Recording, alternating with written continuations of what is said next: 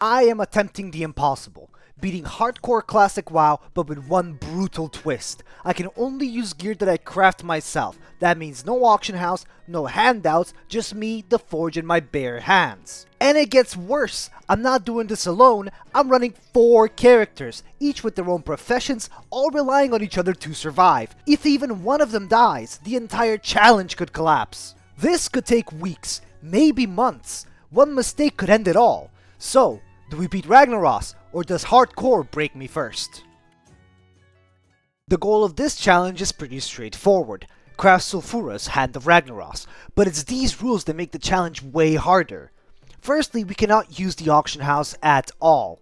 We can only wear the gear that we craft, we can buy items from vendors that only matter to our profession, and since we can't craft rings, necklaces, and trinkets, they can only be equipped at level 60. We start off on our warrior, good old Asmonbald, in the Elven Forest. As per the rules, we must first unequip all of the gear that we are wearing. Since it was not crafted, it is not ours to wear.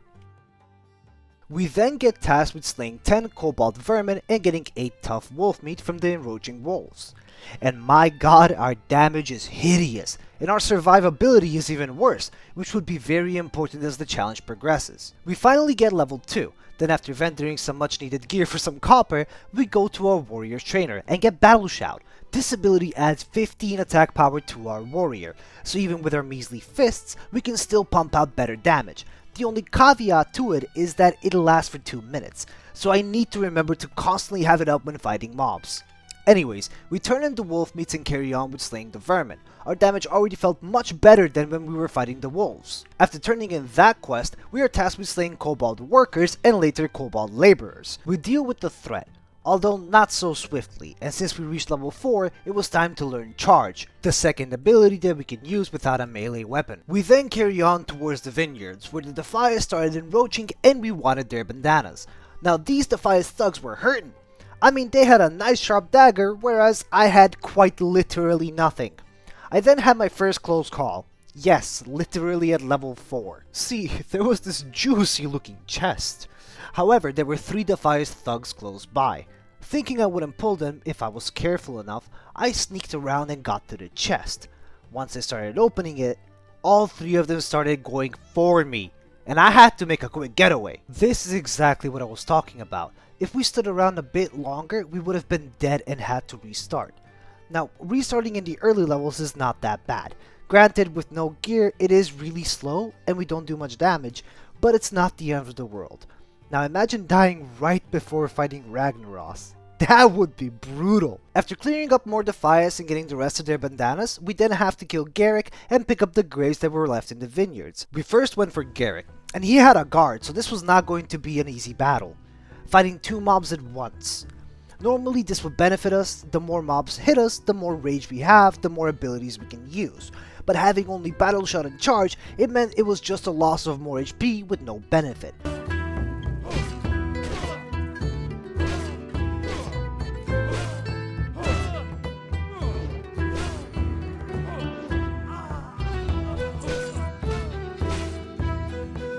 Health warning.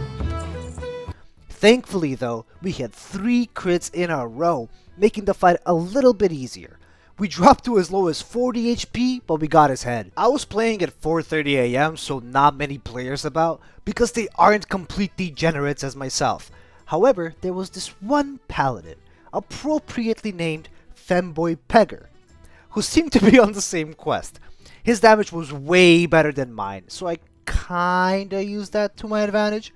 So as he was clearing mobs, I was grabbing the grapes like a cheeky little warrior. Thank you, Femboy Beggar.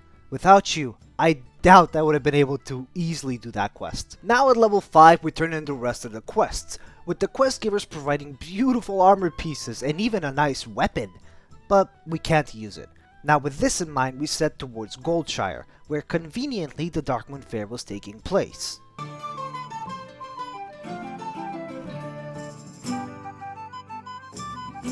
And after our little dance session, we learn our first profession, blacksmithing.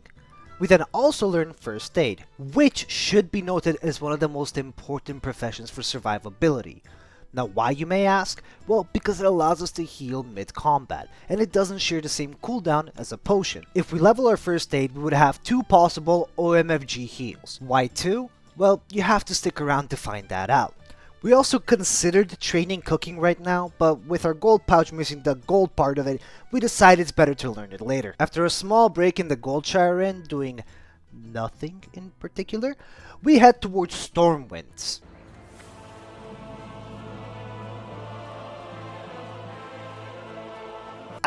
Absolutely beautiful this time of day. We were tired of having no gear, so it was time to change that. We accept and turn in a couple of quests the citizens of Stormwind ask of us, one of which I had personally never seen.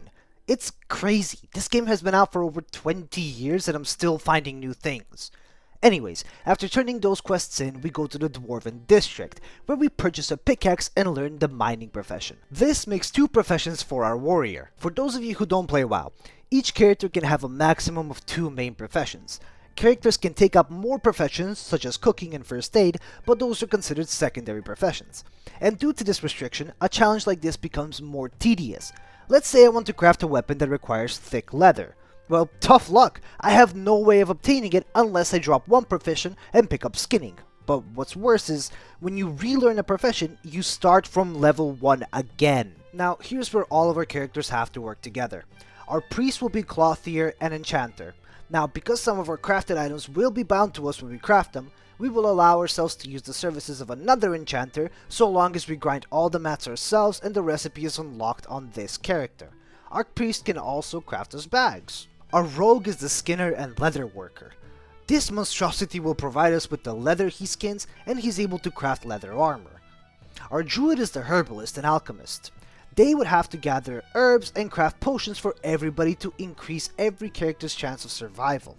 And finally, our warrior, which, as you saw, is our miner and blacksmith. They can mine ore, craft bars, craft mail and plate armor. More importantly, they would also be able to craft weapons, which, as mentioned, are necessary for using abilities on melee characters, such as our rogue or warrior. Okay, now that that's explained, let's go back and check on our warrior.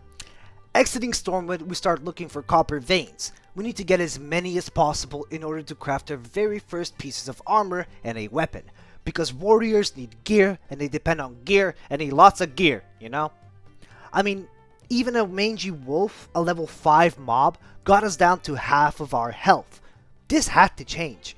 So after walking, mining, turning more quests in that didn't require us to fight enemies, and more walking, we find ourselves right across the river from the gnolls. These mobs were level 9, and we were still level 5 and naked. But there was a copper vein. See, I hadn't found much copper. After 20 or so minutes, we only had 10 copper to our name. So I tried to grab that copper node, and with my level 5 aggro range, I pulled one of the gnolls. Thankfully, I was far away so he didn't catch me, but man, could he have actually ruined my day. After turning in another quest, we reached level 6, and after grabbing a bit more copper ore, we head back to Goldshire to smelt all our ore into bars. In total, we got 18 copper bars. However, we did not have a blacksmithing hammer. So I walked back to Stormwind, grabbed 2 more copper on the way, and went to the Dwarven District and purchased a hammer. We first craft sharpening stones. These let us sharpen our weapon. Now don't laugh, I know I only have my fists, but these also level up our blacksmithing. Pretty important to not waste what little copper we had. We then craft a rough copper vest, bracers, and pants.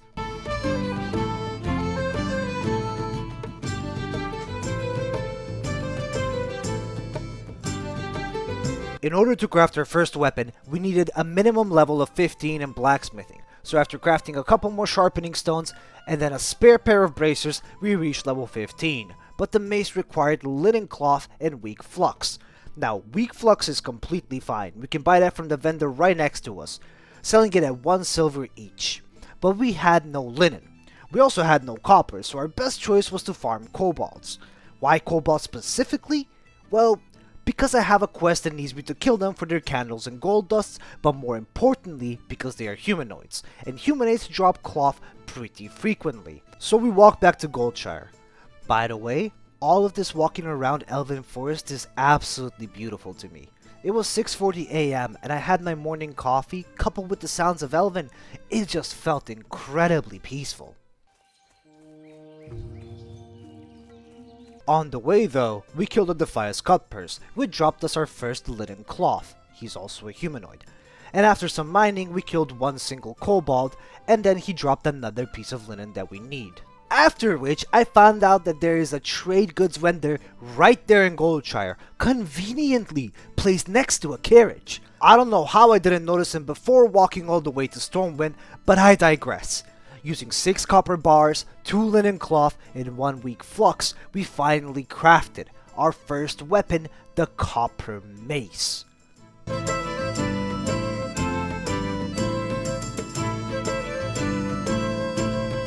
Just so beautiful. With our newfound power, aka being able to use your damn abilities, we braved the Fargo Deep Mine, known for being the deadliest place in all of Elven. Why, you may ask? Well, that's because it's a hyperspawn area, meaning when a certain number of mobs are dead, a lot more respawn in a short period of time, having unprepared adventurers killed in the process. Us, however, we were more than ready.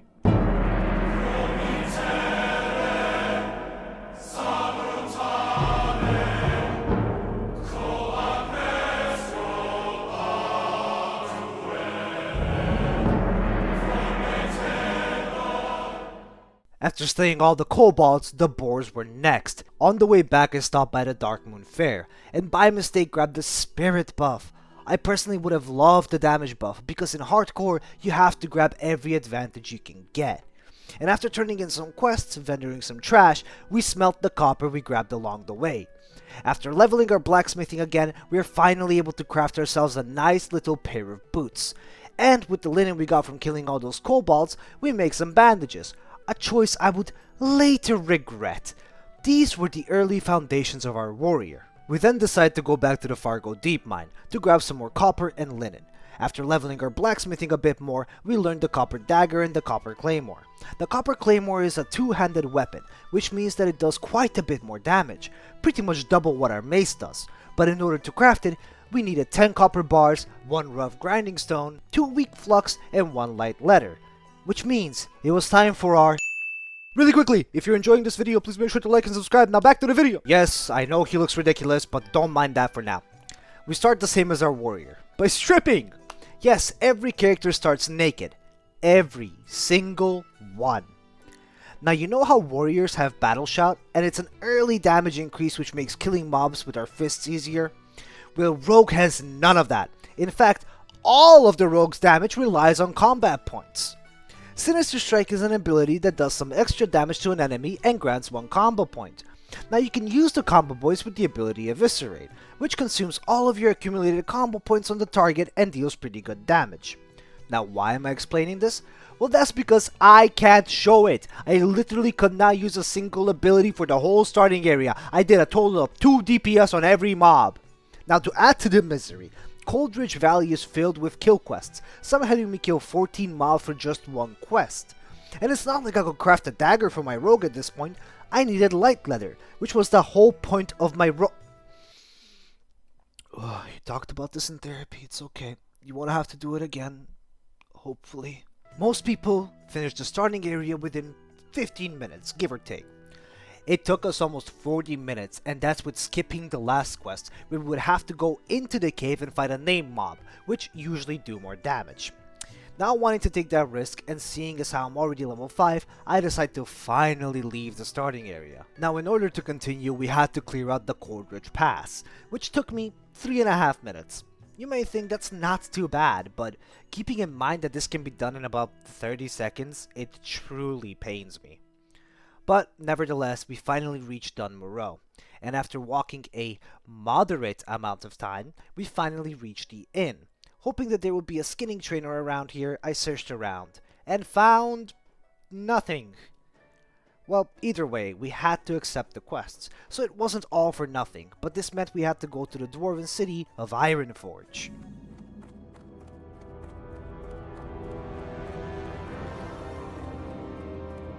We finally make it and go straight to the skinning trainer, where the leatherworking trainer was also right there.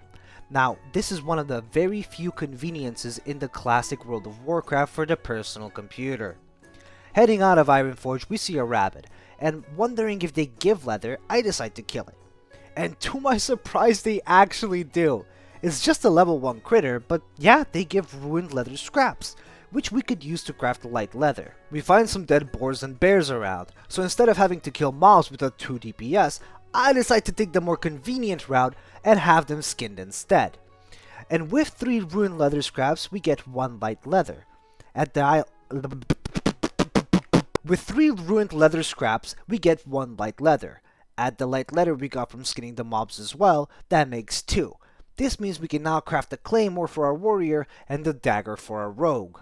Finally! So after picking up the leather from our mailbox, we go straight to the forge, and after smelting all of our copper ore, we end up with 34 bars.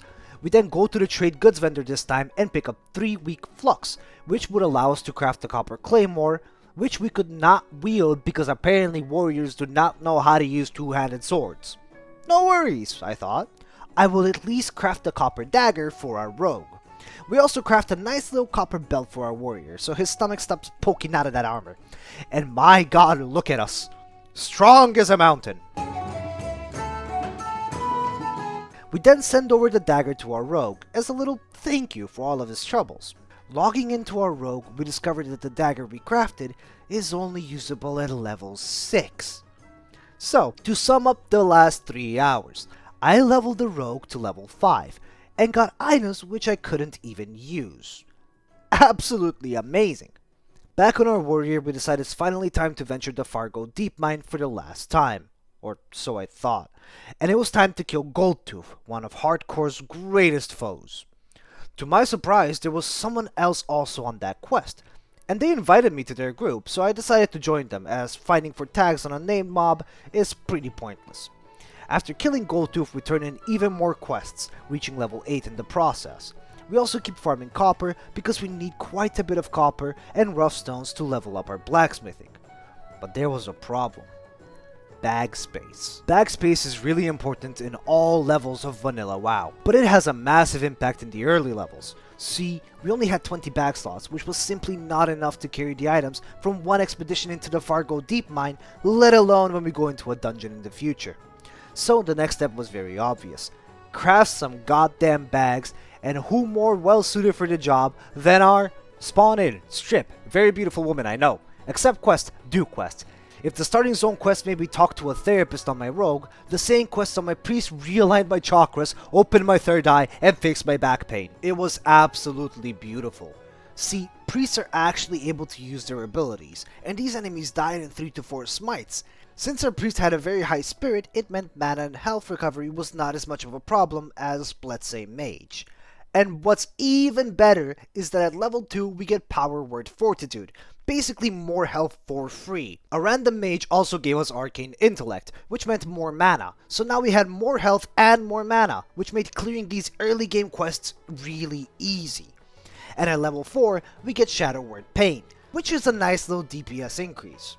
So far, Priest had the absolute best early game leveling. So good in fact that I even cleared the quest in the cave and killed Grick near the Cold for Grellin's journal this time. Adding on to this blessed start, the Cold Ridge Pass was also cleared, which allowed us to pass straight through. We made a quick stop at the inn and went into Ironforge again, where we learned Journeyman Tailoring. Now to craft the linen bags, we needed level 45 Tailoring. Now, you remember how I used a bunch of linen on bandages? Yeah, I was really starting to regret that. But it wasn't all too bad though, because our warrior had 25 linen in his inventory already, and we sent them over to the priest. After turning them into bolts of linen cloth, we ended up at level 13, and we really quickly went to learn Enchanting on our priest. Putting our priest on pause for a bit, we go back on our warrior. After crafting a couple of rough grinding stones, we finally reach level 45 blacksmithing, which allows us to craft the rough copper gauntlets and, more importantly, the ruined copper pants. These pants gave a massive +2 to stamina and +2 to strength. Getting these as early as level 8 would be insane. But there is always a catch. The ruined copper pants require 2 fine thread, which is a trade good. So we go to the trade goods vendor, right? Only he doesn't actually have this item on sale. So instead, we just craft the gauntlets for now. We keep looking more and more like a warrior. I am loving this. We then decide to walk back to Stormwind and pick up the fine thread at a vendor in the trade district. And here I was contemplating if I should use the forge in the Dwarven district or the one in Goldshire. I finally decide on the Dwarven district, and just my luck, the Onyxia world buff drops. World buffs are absolutely massive when leveling. They provide a 2-hour buff. This one in particular gives us 5% crit chance and 140 attack power, which is insane. Anyways, we finally craft our ruined copper pants, which means that we are now pretty well geared for our level. With the Onyxia buff, our brand new spanking pants, and along with our spirit buff from the Darkmoon Fair, it was grinding time. We went on an absolute tear, clearing kobold after kobold.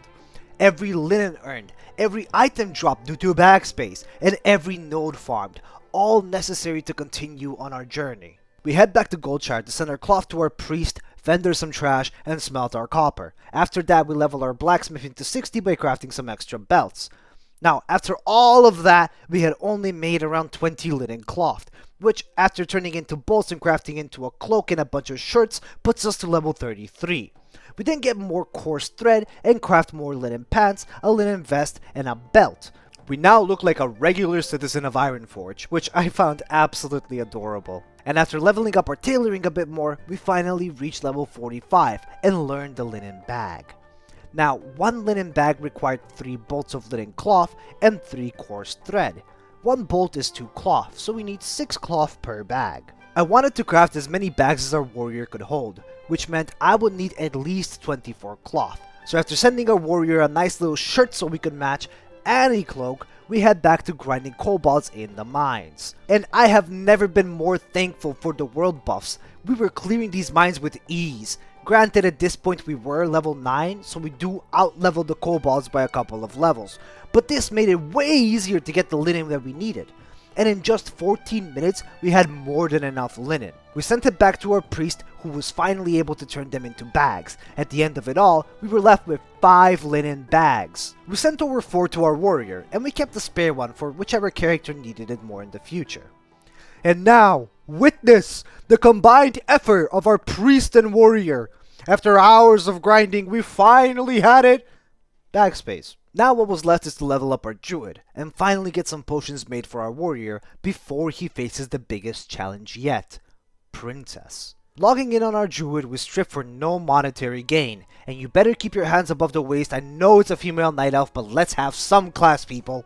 The Druid leveling experience is honestly not the most fun. I mean, granted they can cast, so it is nice not having to use our fists all the time, but we go which is short for out of mana, very frequently. The quests in Shadowglen are actually quite fun, but also grindy like Coldridge Valley. Anyway, after clearing the starting quest, we ventured towards Dolanar. After picking up some quests and having no luck with finding an herbalist or an alchemist in this town, we decided to venture into Darnassus. It was quite a long walk, let me tell you, and it was unnerving.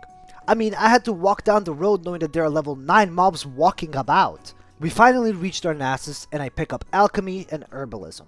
All that was left now was to farm some Peacebloom, Silverleaf, and Earthroot. Peacebloom and Silverleaf were actually pretty easy, and we were able to grab a ton.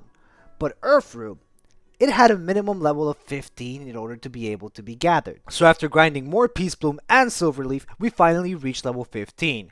And we were able to snag a couple of Earthroots. Coupled with the vials we bought earlier in Darnassus, we crafted 3 elixirs of Lion Strength, 2 minor defense potions, and 3 minor healing potions. We split the potions up between our rogue and warrior, and finally hopped back on our warrior, ready to face the challenge ahead. Currently we are level 9, with a couple of copper pieces, of which the most important are the pants, which give us +2 strength and stamina, and our weapon, the mace. We have also leveled up our first aid skill, and pretty much maxed out journeyman mining and blacksmithing. This episode was all about building the foundations for our characters. Join us next time as we fight Princess, Hogger, and maybe even brave the Deadmines. Thank you all for watching, and I will see you in the next one.